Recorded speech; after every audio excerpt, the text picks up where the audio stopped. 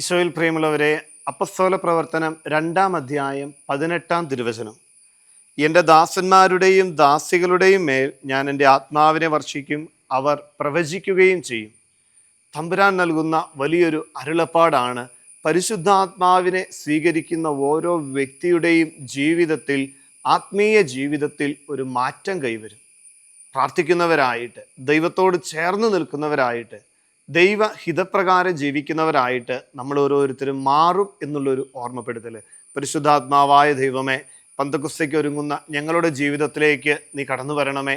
ഞങ്ങളായിരിക്കുന്ന ജീവിത മേഖലകളെ വിശുദ്ധീകരിച്ച് പ്രാർത്ഥനയുടെ മനുഷ്യരായിട്ട് മാറുവാൻ, ദൈവ കൃപകളാൽ നിറയപ്പെട്ട വ്യക്തികളായിട്ട് ജീവിക്കുവാൻ ഞങ്ങളെ ഓരോരുത്തരെയും സഹായിക്കണമേ. അനുദിന ജീവിതത്തിൽ അങ്ങയോട് ചേർന്ന് നിൽക്കുവാൻ, പ്രാർത്ഥിക്കുന്നവരാകുവാൻ ഞങ്ങളെ ശക്തിപ്പെടുത്തണമേ. പരിശുദ്ധാത്മാവെ, ഞങ്ങളെ നയിക്കണമേ. ആമേൻ.